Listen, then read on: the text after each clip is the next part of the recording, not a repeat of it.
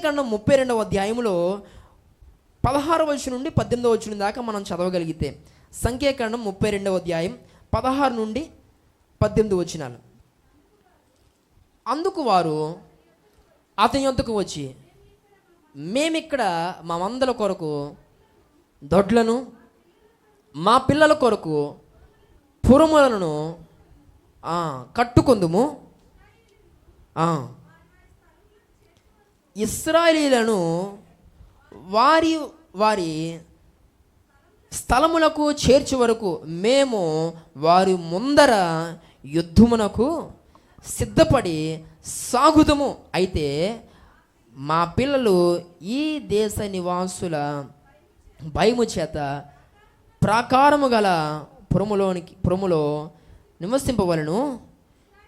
ఇశ్రాయేలీయులు ప్రతి వాడును తన తన స్వాస్థ్యమును పొందు వరకు మా ఇండ్లకు మేము తిరిగి రాము. దేవుని స్తోత్రం కలుగును గాక. ఒకసారి మనం ఆలోచన చేస్తే, వీరు మొట్టమొదటిగా తమ కోసం తాము ఆలోచించుకున్నారు. తమ క్షేమం కొరకు మొదట వారు విచారణ చేశారు.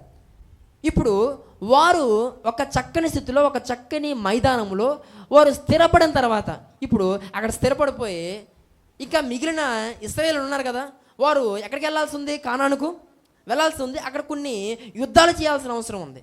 అయితే మేము స్థిరపడిపోయాం కాబట్టి ఇక మీరు వెళ్ళిపోండి అని అంటున్నారా? లేదు లేదు, మేము స్థిరపడినను మేమేం చేస్తాము అంటే, మేము మీకు ముందర మేము వెళ్తాం. దేవుని స్తోత్రం కలుగును గాక. ఈరోజు చాలామంది ఏమంటారంటే, నీకెందుకు, నీ వెనక నేను ఉన్నాను కదా అంటారు. వాళ్ళ వెనకే ఉంటారు. అక్కడే మనం అర్థం చేసుకోవాలా. దేవుని స్తోత్రం కలుగును గాక. చాలామంది ఏమంటారు, నీకెందుకు, నీ వెనక కాదు ముందు ఉండాలా. దేవుని స్తోత్రం కలుగును గాక. ఎలా ఉండాలి? వాళ్ళు నిజంగా మనకు సహాయం చేయాలనుకుంటే వారు మనకు ముందు ఉండాలి, మన వెనక కాదు. ఈ యొక్క గాదీయులు ఇశ్రాయేలుకి నిజంగా సహాయం చేయాలనుకుంటున్నారు. వారు స్థిరపడ్డారు. మొదట తమ కొరకు తాము చూసుకున్నారు. ఇప్పుడు మరి వారు కూడా ఏమవ్వాలి? స్థిరపడాలి కదా. కాబట్టి మేము స్థిరపడిపోయామని కాదు, ఇప్పుడు మీరు స్థిరపరచబడడానికి మేము కూడా మీకు ఏం చేస్తాం? సహాయం చేస్తాం. మీరు చేసే యుద్ధంలో మేము ముందుంటాం. మేము ముందుండి మీ పక్షమున మేము కూడా పోరాడతాం. మీరు స్థిరపడే వరకు మేము మరలా కానాను దేశాన్ని విడిచిపెట్టి మేము మా ఇండ్లకు రాం. దేవుని స్తోత్రం కలుగును గాక. మేము మీతో ఉంటాం. మీరు స్థిరపడే వరకు, మీరు సక్సెస్ అయ్యే వరకు మేము మీకు తోడుగా ఉంటాం అని గాదీయులు పిల్లరా మోషేకు ఒక మాట ఇస్తున్నారు. దేవుని స్తోత్రం కలుగును గాక. వీరు ఏం చేస్తారు? మోషేకు ఒక మాట ఇచ్చారు. మోషే చచ్చిపోయాడు. దేవుని స్తోత్రం కలుగును గాక. మాట ఇచ్చారు, మోషే ఏమయ్యాడు? చచ్చిపోయాడు. మోషే తర్వాత దేవుడు మరలా ఇశ్రాయేలీయులను నడిపించడానికి ఎవరిని రాజుగా ఎన్నుకున్నాడు? యెహోషువను రాజుగా ఎన్నుకున్నాడు. మరి ఇప్పుడు మాట ఇచ్చినప్పుడు ఆ మాట తీసుకున్న వ్యక్తి ఉన్నాడా? లేడు, పోయాడు. మోషే లేడు, చనిపోయాడు. ఇప్పుడు ఖచ్చితంగా మాట ఏమైపోవచ్చు? మారిపోవచ్చు. మారిందా లేదా? పిల్లరా, మనం యెహోషువ గ్రంథంలోనికి వెళ్ళే మనం చూడొచ్చు. దేవుని స్తోత్రం కలుగును గాక. యెహోషువ గ్రంథం 4వ అధ్యాయము 12-13 వచనాలు మనం చూస్తే, యెహోషువ గ్రంథం 4వ అధ్యాయము 12-13 వచనాలు. మరి ఇశ్రాయేలీయులు చూచుచుండగా రూబేనీయులను, గాదీయులను, మనష్షే అర్ధగోత్రపు వారును మోషే వారితో చెప్పినట్లు యుద్ధ సన్నద్ధులై దాటిరి. దేవుని స్తోత్రం కలుగును గాక. ఒకప్పుడు మాట ఇచ్చారు. ఏమన్నానంటే, మేము ఇశ్రాయేలీయులకు మేము ముందు నడుస్తాం, వారు స్థిరపడే వరకు మేము మా ఇంట్లోకి మేము రామ్ అని అన్నారు. ఈ మాట ఎవరితో అన్నారు? మోషేతో అన్నారు. కానీ మోషే చనిపోయాడు. తర్వాత మరలా నడిపించే నాయకుడిగా యెహోషువ నియమించబడ్డాడు.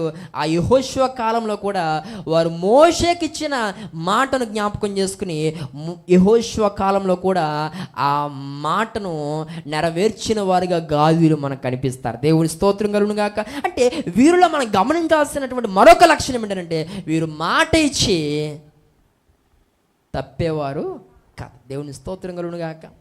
ఈరోజు నా మాట్లాడుతున్న ప్రియ సహోదరి సహోదరుడా, ఈ రోజుల్లో చాలామంది మాటలు మాత్రమే మాట్లాడేవారిగా ఉన్నారు. అవునా కాదా? దేవుని స్తోత్రం కలుగును గాక. కొంతమంది జీవితాల్లో మనం మాటలే చూస్తున్నాం, కానీ క్రియలు మాత్రం కనిపించడం లేదు. దేవుడు పిల్లరా మనల్ని ఎలా చూడాలనుకుంటున్నాడు అని అంటే, మనము ఇచ్చిన మాట తప్పకూడదు. దేవుని స్తోత్రం కలుగును గాక. ఈరోజు నా మాటలు ఉంటున్న ప్రియ సహోదరి సహోదరుడు, క్రైస్తవుని మాట అవునంటే అవును, కాదంటే కాదు అన్నట్టుగా ఉండాలి. మరి ఈరోజు నీ మాట అవును అని నమ్మే లోపల మరలా కాదు అన్నట్టుగా ఉంది, కాదు అని నమ్మే లోపల మరలా నీ మాట అవును అన్నట్టుగా ఉంది. నువ్వే చెప్తావు, మరలా అది సొల్లు అని నువ్వే అంటావు. సొల్లు చెప్తావు కానీ అదే వాస్తవం అని అంటావు. కొన్ని సందర్భాల్లో నీ మాటలో ఏ మాట నమ్మాలో అర్థం కాదు. ఈరోజు నా మాటలు ఉంటే నా ప్రియ సహోదరి సహోదరుడు, కొంతమంది జీవితాల్లో క్రియలు కనిపించవు కానీ మాటలు మాత్రమే నేను లేనా అంటారు. కానీ సమస్యలు వస్తే వాళ్ళు ఎక్కడా కనబడరు మనకు. దేవుని స్తోత్రం కలుగును గాక. నేను ఉన్నాను కదా అంటారు, నీకు ఎందుకు అని అంటారు.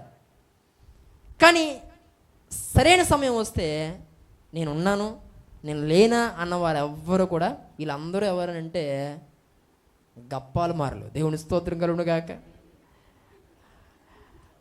ఐగుప్తుకు మరో పేరేంటి? ఐగుప్తుకు మరో పేరేంటి? గప్పాలు మారి. గప్పారు మారి అనే మాటకు అర్థం ఏంటంటే క్రియలు లేని మాటలు అని అర్థం. దేవుని స్తోత్రం కలుగును గాక. క్రియలు లేని మాటలు యెషయా గ్రంథంలో చూడొచ్చు మనం ఆ మాట.